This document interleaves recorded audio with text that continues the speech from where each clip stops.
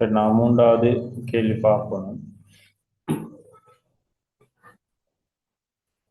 Database தொடர்பான கேள்வி, மூன்றாவது கேள்வி.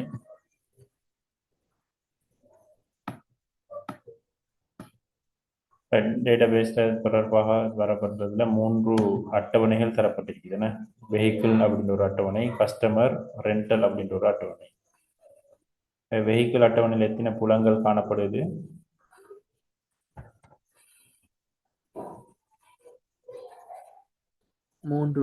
மூன்று புலங்கள் காணப்படுதுன. VID, V model, V type. அது பிரைமரிக்கு என்ன வெஹிக்கிள் அட்டவணையில்?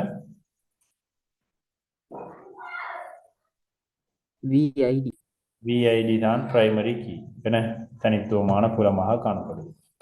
அதே மாதிரி கஸ்டமர் அட்டவணையில் 2 புலங்கள் காணப்படுது, சிஐடி, சி நேம். அதனுடைய பிரைமரி கீ வந்தப்ப சிஐடி, கஸ்டமர் ஐடி தான் பிரைமரி கீயாக இருக்கு. ரெண்டல் அட்டவணை என்பது இந்த 2 அட்டவணையும் இணைத்து உருவாக்கப்பட்டிருக்குது. ஆகவே இதனுடைய முதன்மை சாவி என்னவா இருக்கும்? ரெண்டல் அட்டவணையில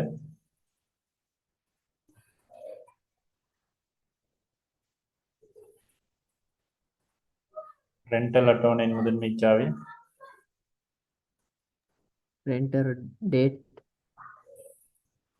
இல்ல. டேட் வந்து ஒரே டேட் திரும்ப வரலாம் தானே, ரெண்ட் பண்ற டேட் ஒரே டேட் திரும்ப வரலாம். இங்க வந்துட்டு தான் சேர்மான சாவி, கம்போசிட் பிரைமரி கீ வரும்.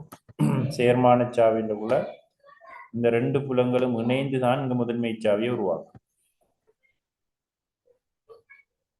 சிஐடி இங்க முதன்மை சாவியும் இல்லை, விஐடின்றது முதன்மை சாவியாகவும் இல்லை. அவை 2 இணைந்து இங்க சேர்மான சாவியாக முதன்மை சாவி உருவாக்கப்படும். சிஐடின்றது இங்க அந்நிய சாவியாகவும் காணப்படுது. சிஐடி இங்க பிரைமரி கீயாக இருக்கிறதுனால ரெண்டல் அட்டவணையில அந்நிய சாவியாகவும் காணப்படும். விஐடி வெஹிக்கிள் அட்டவணையில முதன்மை சாவின்றதுனால இங்க அந்நிய சாவியாகவும் காணப்படும்.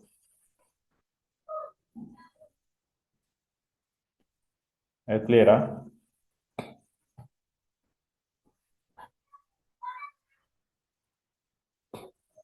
இவ்வாறு 2 இணைக்கப்பட்டு மூன்றாவது ஒரு அட்டவணை உருவாக்கப்படும். இப்ப அந்நிய சாவி இருந்தால்தான் இது 2க்கும் இடையில தொடர்புடைமை வரும்.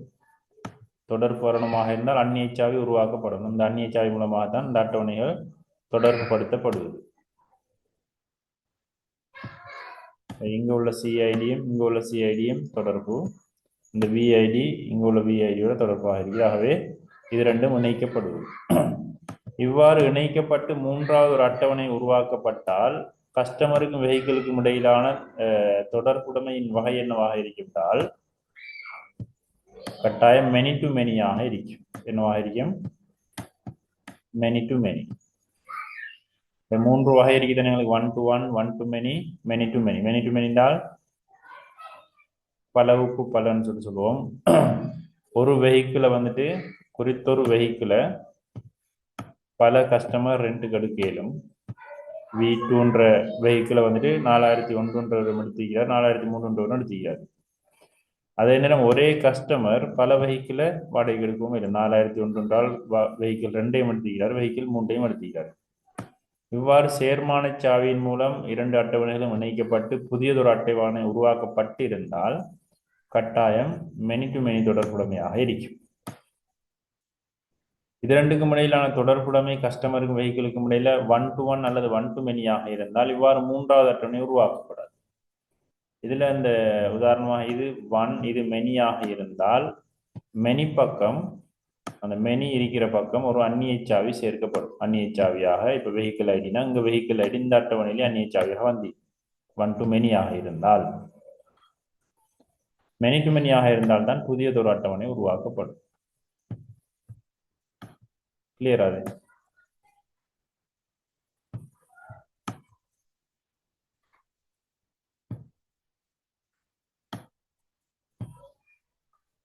ரைட். வெஹிக்கிள் அட்டவணைன்றது வெஹிக்கிள் தொடர்பான விவரம் இருக்குது. வாடிக்கையாளர் அட்டவணையில் வாடிக்கையாளர் விவரம். ரெண்டல் அட்டவணையில் எந்த வெஹிக்கிள் வந்துட்டு எந்த கஸ்டமரால வாகன ரெண்ட்டுக்கு எடுக்கப்பட்டிருக்கு, என்ன டேட்ல எடுக்கப்பட்டிருக்கின்ற விவரம் போடப்பட்டிருக்கு. ஒரு புதிய வாடிக்கையாளர் டொம் என்றவர் புதிய வாடிக்கையாளர் புதிய வாடிக்கையாளர்னு சொன்னால் எந்த அட்டவணை மாற்றம் வரும்? புதிய வாடிக்கையாளர் ஒன்று இணைக்கப்பட்டால் புதிய வாடிக்கையாளர் எந்த அட்டவணை?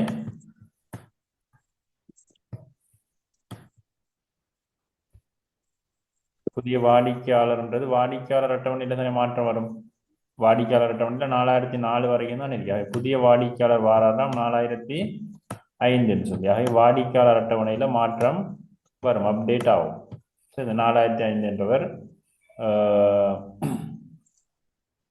ஃபோர்ட் ரேஞ்சர் அப்படின்ற ஒரு வாகனம். ஃபோர்ட் ரேஞ்சர் அந்த வாகனம் வந்துட்டு இருக்கிற வாகனம் தான். ஆகவே வாகன அட்டவணையில் மாற்றம் வருமா? வருமா? இல்ல, வராது. புதியதொரு வாகனம்ல தான் வாகன அட்டவணையில் மாற்றம் வரும். அவர் ஏற்கனவே இருக்கிற வாகனத்தை தான் ரெண்டுக்கு எடுக்க போறாரு. ஆனா வாடிக்கையாளர் புதுசு, ஆகவே வாடிக்கையாளர் அட்டவணையில மாற்றம் வரும். சரிதானே? அவர் பேரு டோம். வாடிக்கையாளர் அட்டவணையில் இவ்வாறு மாற்றம் வரும். டேட், இந்த டேட்ல வாடகைக்கு போடுறாரு. ஆகவே டேட் வந்து இங்க தான் வரப்போகுது. என்ன? 20/2/2025 அப்படின்னு சொல்லி வருது. அவை கார் ஐடி என்ன? இங்க ரெண்டல் அட்டவணையில மாற்றம் வர்றது. கார் ஐடி, இந்த கார் ஐடி இல்லை, சொல்லி கஸ்டமர் ஐடி வந்துட்டு 4005. என்ன? 4005. வெஹிக்கிள் ஐடி, வெஹிக்கிள் ஐடி என்ன?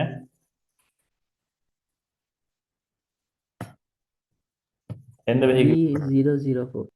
V004 தான் எடுக்கிறது. இவ்வாறு மாற்றம் வரும்.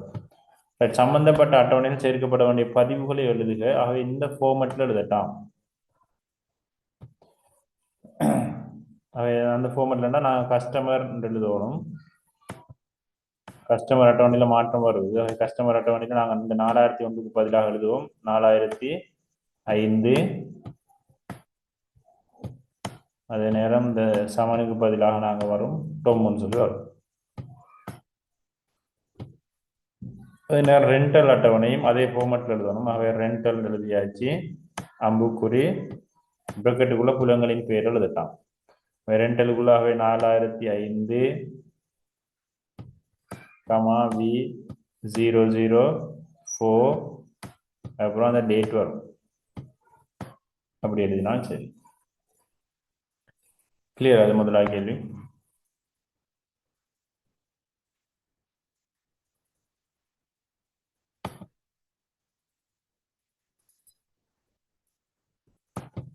இரண்டாவது கேள்வி, டொயோட்டா கொரோல்லாவை வாடகைக்கு பெற்றுக்கொண்ட வாடிக்கையாளரின் பெயர்கள். டொயோட்டா கொரோல்லான்றது கார்ட பேரு. அது எங்க இருக்குது? எந்த அட்டவணையில் இருக்குது? வெஹிக்கிள் அட்டவணையில் ரெண்டாவது. வெஹிக்கிள் அட்டவணையில் இருக்கு. அந்த எந்த வாகனத்தை எடுக்க போறாருன்னு சொன்னா அப்ப என்னென்ன அட்டவணைகள் தேவை என்றுதான் கேட்கப்படுது. இணைக்கப்பட வேண்டிய அட்டவணைகள். ஆகவே வெஹிக்கிள் அட்டவணை தேவையா இல்லையா? வெஹிக்கிள் அட்டவணை எங்களுக்கு தேவைப்படும். வெஹிக்கிள் அட்டவணையில தான் அந்த காரினுடைய விவரம் இருக்கு. டொயோட்டா கொரோலா வாடகைக்கு பெற்றுக்கொண்ட வாடிக்கையாளர்களின் பெயர்கள். ஆகவே வாடிக்கையாளரின் பெயர்கள் எங்க இருக்குது? எந்த அட்டவணையில் இருக்கு? வாடிக்கையாளர் அட்டவணையில தான் வாடிக்கையாளர் பெயர் இருக்குது. என்ன? பெயர்களை காட்டுவதற்கு தேவைப்படுகின்றது. வாடகைக்கு பெற்றுக்கொண்டது, வாடகைக்கு பெற்றுக்கொண்ட வாடிக்கையாளர் தான் எடுக்கணும். வாடகைக்கு பெற்றுக்கொண்ட விவரம் இங்குதான் இருக்கு. வாடகைக்கு எடுத்துக்கிறாரா இல்லையான்ற விவரம் வாடகை அட்டவணையில தான் இருக்கு. இந்நோக்கத்திற்காக இணைக்கப்பட வேண்டிய அட்டவணைகள் யாவை? எந்தெந்த அட்டவணைகளாக இணைக்கப்படணும்?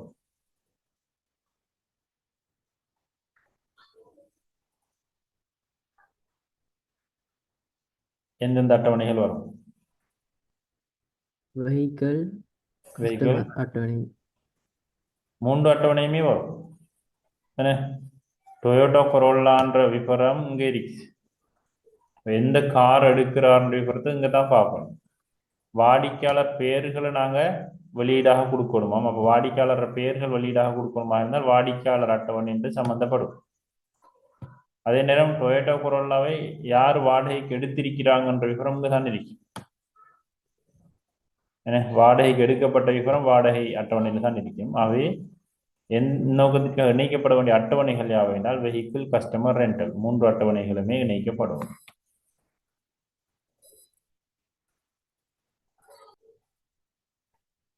மூன்றாவது கேள்வி, ஒவ்வொரு வாகனமும் ஒரு குறிப்பிட்ட வாடகை வீதத்தை கொண்டுள்ளது. ஒவ்வொரு வாகனத்துக்கும் ஒரு குறிப்பிட்ட வாடகை வீதம் இருக்குதாம். ரெண்டல் ரேட் தான் அந்த புலத்தினுடைய பேராக. புதுசாக ஒரு புலம் ஒன்று இணைக்க போறீங்க, ரெண்டல் ரேட். அது ஒவ்வொரு வாகனத்துக்கும் வித்தியாசமான ரெண்டல் ரேட் ஒன்று வருமா. புதிய புலம் ஒன்று சேர்க்கப்பட வேண்டுமாயின் எந்த அட்டவணையில் அந்த புலத்தை நாங்கள் சேர்க்கணும்? எந்த அட்டவணையில வரும்? 3வது அட்டவணை. இது ரெண்ட்லையா, ரெண்டல்லையா? ஓ சார். இல்ல, ஒவ்வொரு வாகனமும் ஒரு குறிப்பிட்ட வீதத்தை கொண்டுள்ளது. அப்ப வாகனத்துக்கு தானே ரெண்டல் ரேட் ஒன்று வருது. ஆகவே அது வரணும் வாகன அட்டவணையில தான் வரும் ரெண்டல் ரேட். இவரில் ரெண்டல் ரேட் வரும். வெஹிக்கிள் 1க்கு இப்போ 25 வீதமோ இதோ, இது வந்துட்டு 30 வீதம் தான், 30 வீதம். அப்போ ரெண்டல் ரேட் என்ன, இல்லாட்டி எவ்வளோ ரூபான்றது அப்போ ஒவ்வொரு வாகனத்துக்கும் தானே வருது ரெண்டல் ரேட். இது வாடகைக்கு எடுக்கிற விவரம் தானே. இது வாடகைக்கு எடுக்கும் போது அதில் ரெண்டல் ரேட் என்ன அப்படின்ற விவரத்தை நாங்கள் அந்த வாகனத்துக்கு நேருக்கு தான் போடுவோம். கிளியரா? ஒவ்வொரு வாகனமும் ஒரு குறிப்பிட்ட வாடகை வீதத்தை கொண்டுள்ளது. வாடிக்கையாளர் வாகனத்தை எடுக்கும் போது வாடிக்கையாளருக்கு ஏற்ப ரெண்டல் ரேட் மாறுமாக இருந்தால் தான் இங்க வரும். இந்த வாடிக்கையாளர் இந்த காரை எடுக்கும் போது இந்த ரேட்னால் இங்க வரும். அப்படி பெருமானம் மாறுதாக இருந்தால், வாடிக்கையாளருக்கு வாடிக்கையாளர் பெருமானம் மாறுமாக இருந்தால் தான் இங்க வரும். அப்ப எல்லா வாகனத்துக்கும் ஒரு குறித்த ஒரு வாகனத்துக்கு இப்ப இந்த வாகனத்துக்கு ஒரு ரெண்டல் ரேட் தான் எப்படின்னு என்றால் அதை இங்கே தான் நாங்கள் போடுவோம். கிளியரா? அது ஓ சார். வெஹிக்கிள் அட்டவணையில தான் வரும்.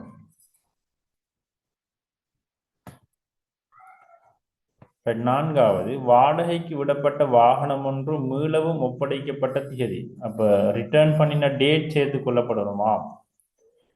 வாகனத்தை ரிட்டர்ன் பண்ணின டேட் வந்துட்டு அந்த புலம் எந்த அட்டவணையில சேர்க்கப்படும்?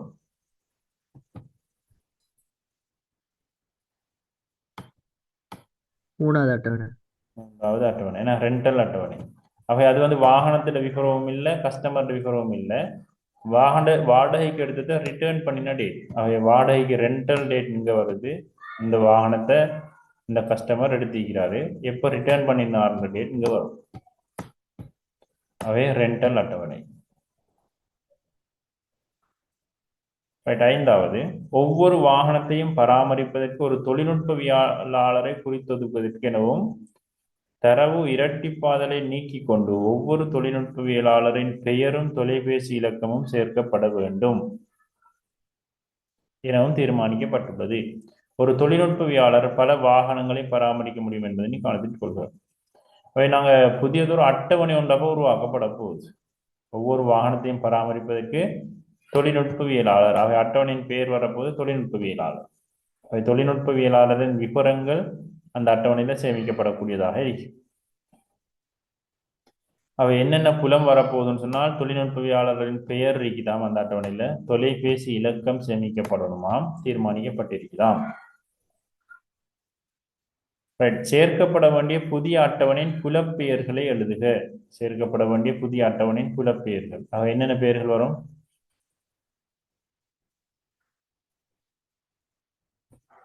பெயர்ன்றது ஒரு புலம் என்ன. அடுத்தது தொலைபேசி இலக்கமும் ஒரு புலம். தொழில்நுட்பவியலாளர் இலக்கம் நீங்க கொடுக்கலாம், தொழில்நுட்பவியலாளர் இலக்கம். அப்படியான புலங்கள் சேர்க்கப்படலாம். மேற்குறித்த அட்டவணைகளுக்கு செய்யப்பட வேண்டிய மாற்றங்கள் ஏதும் இருப்பின் அவற்றை எழுதுக. மேற்குறிப்பிட்ட அட்டவணைகளுக்கு ஒரு தொழில்நுட்பவியலாளர் பல வாகனங்களை பராமரிக்கலாமா? அவ இதுக்கு இடையிலான தொடர்புடமே என்ன? 1 to 1 1 to many many to many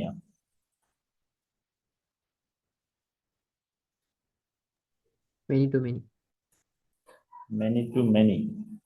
ஒரு தொழில்நுட்பவியலாளர் பல வாகனங்களை பராமரிக்கலாம். 1 to many. 1 to many. ஒரு தொழில்நுட்பவியலாளர் பல வாகனங்களை பராமரிக்கலாம். அவை அட்டவணை வரப்போகுது எங்களுக்கு தொழில்நுட்பவியலாளர். தொழில்நுட்பவியலாளர் அட்டவணை என்று வரும். இங்க வந்து தொழில்நுட்பவியலாளர் இலக்கம், அதே மாதிரி பெயர், அதே மாதிரி தொலைபேசி இலக்கம் வருது. தொழில்நுட்பவியலாளர் இலக்கம் தான் பிரைமரி கீயாக இருக்கு. ஆகவே தொழில்நுட்பவியலாளருக்கும் வெஹிக்கிளுக்கும் இடையில தொடர்புடைமை இருக்குதா இல்லையா? சொல்லப்பட்டிருக்குதா இல்லையா? ஓ சார். சொல்லப்பட்டிருக்குது. ஆகவே ஒரு தொழில்நுட்பவியலாளர் பல வாகனங்களை பராமரிக்கலாமாம். என்ன தொடர்புடைமை? 1 to மெனி ஆக இருக்கு. அப்படித்தானே? 1 to many ஆக இருந்தால் அந்நிய சாவி ஒன்று அட்டவணையில சேர்க்கப்படணுமா சேர்க்கப்படக்கூடாதா? அந்நிய சாவி ஒன்று சேர்க்கப்பட்டால் தான் இந்த 2 அட்டவணைக்கும் இடையில என்ன வரும்? தொடர்புடைமை வரும். வெஹிக்கிளுக்கும் கஸ்டமருக்கும் இடையில தொடர்புடைமை வந்து இருக்குது. எதனால என்றால் இங்க வந்துட்டு 3வது அட்டவணையாக அந்நிய சாவி உருவாக்கப்பட்டிருக்கு. 3வது அட்டவணை உருவாக்கப்பட்டிருக்குன்னு சொன்னால் மெனி டு மெனி சேர்க்கப்படும். 1 to many ஆக இருந்தால் இது ரெண்டுக்கும் சேர்த்து நாங்கள் புதிய அட்டவணை உருவாக்குறது இல்லை. அதே அட்டவணைகள்ல தான் அந்நிய சாவியை சேர்க்கணும். அப்படித்தானே? ஆகவே எந்த அட்டவணையில் அந்நிய சாவி சேர்க்கப்படும் என்றால் எந்த பக்கம் எது மெனி பக்கமோ அந்த மெனி பக்க உள்ள அட்டவணையில தான் அந்நிய சாவி சேர்க்கப்படும். ஆகவே எந்த அட்டவணையில் அந்நிய சாவி சேர்க்கப்படணும்? எந்த அட்டவணையில் அந்நிய சாவி வரும்?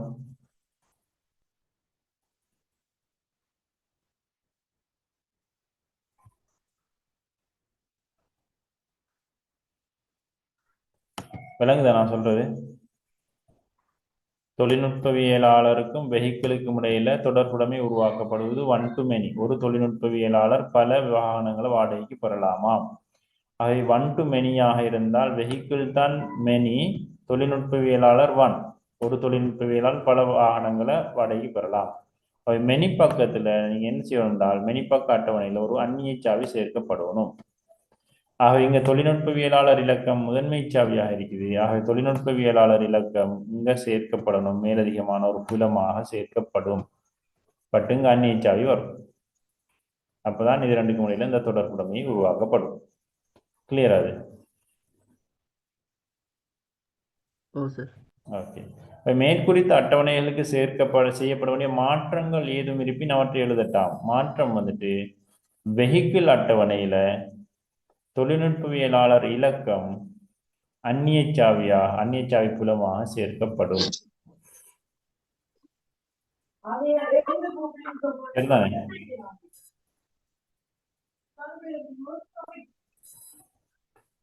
4வது கேள்வி பார்ப்போம். 1 முதல் 20 வரை உள்ள இரட்டை எண்களின் கூட்டுத்தொகையை பெற்றுக்கொள்வதற்காக ஒரு ஒன்றில் முகப்படையாளங்கள் தரப்பட்டிருக்கலாம். அதை நீங்க நிரப்பணும். கூட்டுத்தொகை ஒன்று கணிக்கப்படணுமாக இருந்தால் ஆரம்பத்துல நாங்க கூட்டுத்தொகை என்ன எடுப்போம் என்றால் 0 எடுப்போம். ஆரம்பத்துல கூட்டுத்தொகை எப்போதுமே 0ஆக இருக்கும். இந்த கூட்டுத்தொகையோட தான் என்ன செய்வோம்? நாங்க ஒவ்வொரு இலக்கமா கூட்டிக் கொண்டு போவோம். என்ன சமன் என்னென்று வரும் ஈக்குவேஷன்? சம் பிளஸ் அந்த நம்பரை கூட்டணும். என்ன சம் வந்துட்டு ஆரம்பத்துல 0 ஆயிரும். 0த்தோட உதாரணமா எண் வந்து 10 ஆயிருந்தா 10ம் 0ம் 10 வரும். திரும்ப அந்த 10ஓட அடுத்த இலக்கம் கூட்டிப்பட்டு கொண்டு போகும். இவ்வாறு தான் கூட்டுத்தொகை கணிக்கப்படும். ஓகே.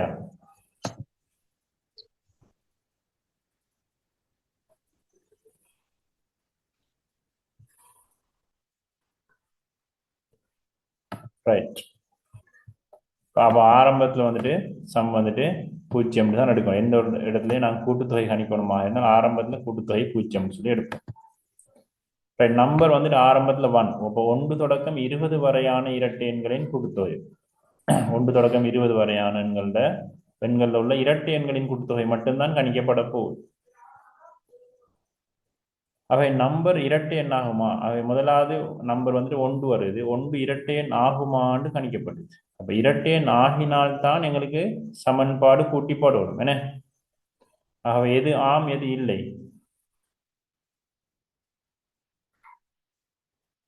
ஏ வந்து என்ன, பி என்ன? ஏன் பி இல்லை. ஓ, ஏ தான் ஆம்.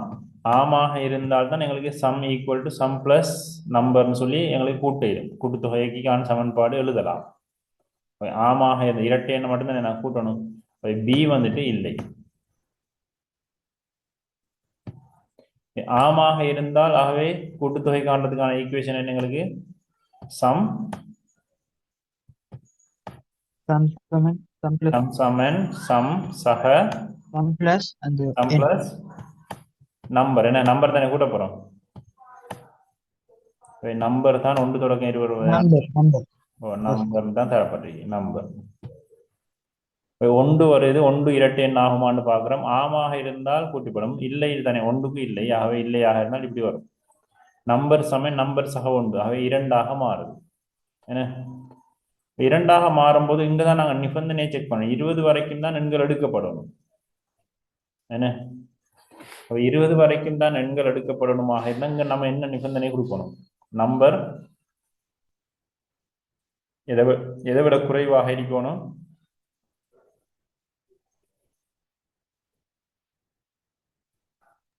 விட நம்பர் எப்படி வரும்? நம்பர் சிறிது 20 ஆண்டு பார்க்குறோமே. நம்பர் சிறிது 20 ஆண்டால் இப்போ அதில் உதாரணம் 19 வருதுன்னு. 19 வந்தால் 19 இரட்டை எண் ஆகுமான்னு பார்க்குறோம். இல்லை, இல்லையாக இருக்கு. 19 ஒன்றும் 20, 20 குறைவாண்டால் கீழே போயிடும். ஆகவே எங்களுக்கு 20ம் எங்களுக்கு செக் பண்ணப்படணும். என்ன 20 வரை உள்ளதுன்னு சொல்லப்பட்டீங்க, 20 உள்ளடங்களாக. இங்க என்ன வரும்? 21 போடலாம், அல்லது சிறிது அல்லது சமன் 20ன்னு போடலாம். கிளியர்? அது சிறிது 21 போட்டாலும் பிரச்சனை இல்லை, சிறிது அல்லது சமன் 20ன்னு போட்டாலும் பிரச்சனை இல்லை. அப்பதான் 20ஐயும் நாங்கள் செக் பண்ண. பட் அப்படி இல்லையாக இருந்தாலும் குறைவு. இப்போ இது சரியா? இப்போ வந்துட்டு ஒன்று வருது, ஒன்று 20 குறைவாக இருந்தால் கீழே போயிடும். அப்போ லூப் திரும்ப நடக்குமா? போட்ட நிபந்தனை சரியா இல்லையா? இது நம்பர் பெரிது என்று தான் சார் வரணும். பெரிதுன்னு தான் போடணும். ஏண்டால் நம்பர் பெரிது சமன் 20. ஓ, ஏனால் இல்லை லூப் நடக்குது, ஆம் பக்கம் கீழே போயிடுது. என்ன இல்லையாக இருந்தால் தான் லூப் நடக்குது. ஆக நாங்கள் இங்க மாத்தி தான் போடணும். 20 விட பெரிதாண்டு தான் பார்க்க போறோம். அவ இங்க நம்பர் ஒன்று 20 பெரிதாண்டு பார்க்குறோம். பெரிதா இல்லைன்றால் லூப் திரும்பவும் நடக்கும். 2 பெரிதாண்டு பார்க்க, ரெண்டும் இல்லை, அவை போகும். அப்புறம் 19 வரும். என்ன 19 செக் பண்ணோம். 19 மட்டும் 20, 20 பெரிதாண்டு பார்க்குறோம், அதுவும் இல்லை, 20 செக் பண்ணப்படும். அப்புறம் 21 பெரிதாண்டு பார்க்குறோம், ஆம்டால் வந்த சமாளிச்சிடலாம். அப்போ இது கிளியரா? ஓம் சார். Okay sir.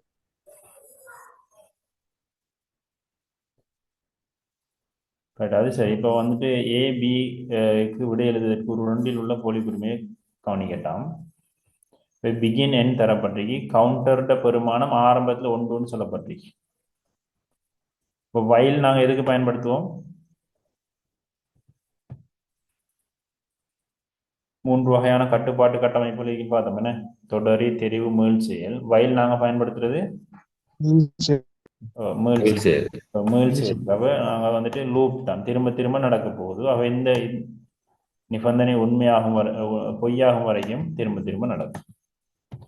கவுண்டர்ட பெருமானம் 1, அவை 1லிருந்து 5 வரைக்கும் ஒன்று தான் கூட்டிட்டு போகுது. அவை லூப் எத்தனை முறை நடக்கும்? லூப் எத்தனை முறை எக்ஸிக்யூட் ஆகும்? அப்ப 4 முறை, 5 முறை. என்ன 1 1 2 3 4 5க்கு முழுக்க போகும் தானே, 1லிருந்து 5 வரை 5 முறை லூப் எக்ஸிக்யூட் ஆகும். 1 உள்ளுக்கு வருது, 1 5 விட குறைவு உண்டால் 1 வந்துட்டு என்ன செய்யும்? பிரிண்ட் பண்ணும். திரும்ப 1 மட்டும் ரெண்டும் 5 விட குறைவுன்றதுனால 2ம் பிரிண்ட் ஆகும், 3ம் பிரிண்ட் ஆகும், 4ம் பிரிண்ட் ஆகும். என்ன 4 பிரிண்ட் பண்ணிட்டு 4 மட்டும் 5, 5ம் 5 விட குறைவு அல்லது சமன்ன்றது உண்மை. ஆகவே 5ம் என்ன செய்யும், பிரிண்ட் ஓ ஆகும். சார். இப்போ 5ஐயும் டிஸ்பிளே பண்ணுவோம். 5 மட்டும் 6 5 விட குறைவான்னு பார்க்கும், இல்லை அது டிஸ்பிளே ஆகாது. 1லிருந்து 5 வரையான எண்கள் வெளியீடு செய்யப்படும். சரியா?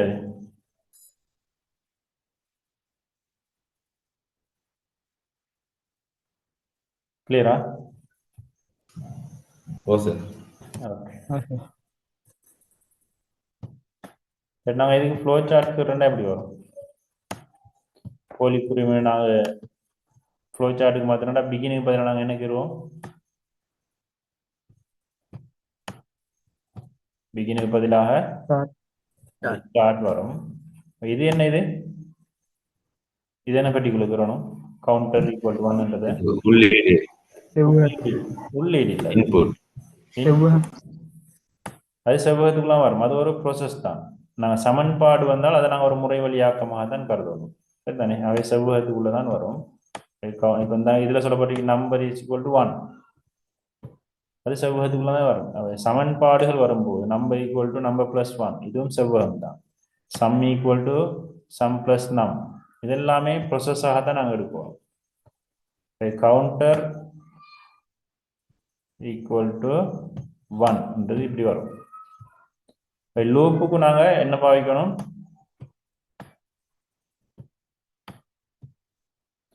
டயமண்ட் தான் பாவிக்கணும். என்ன லூப்புக்கு நாங்கள் நிபந்தனை எழுதுறதுக்கு டயமண்ட் பார்க்கணும்.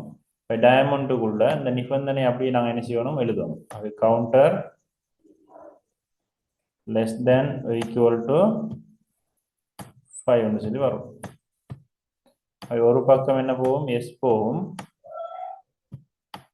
இன்னொரு பக்கம் நோ போகும். இப்போ எஸ் பக்கம் எங்களுக்கு டிஸ்பிளே கவுண்டர். இது என்ன? இது டிஸ்பிளேன்றது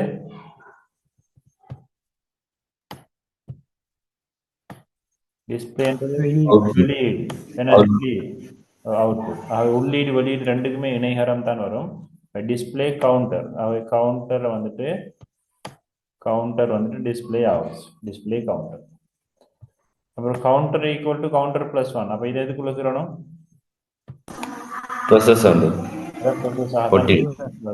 செவ்வகத்துக்குள்ள தான் அது வரும். செவ்வகத்துக்குள்ள counter equal to counter plus 1 சொல்லி வரும். திரும்பவும் மேல் செயல் நடக்கணுமாக இருந்தால் திரும்பவும் இங்கே கொண்டு போகணும். அது திரும்ப இந்த மேல் செயல் நடக்கும். நடந்து முடிச்சதுக்கு பின்னால நோ பக்கம் போய் எண்ட் ஆகும்.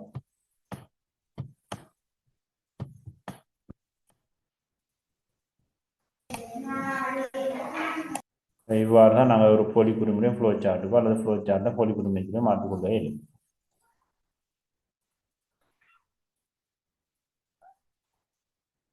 ரைட், அடுத்து பி பார்ப்போம்.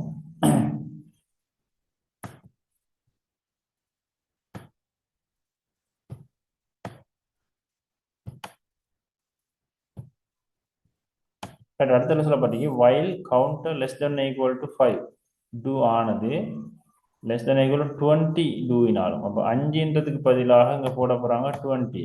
அப்போ 1லிருந்து 20 வரைக்கும். 5 இல்லை, இப்போ 20. Counter is equal to counter plus 1.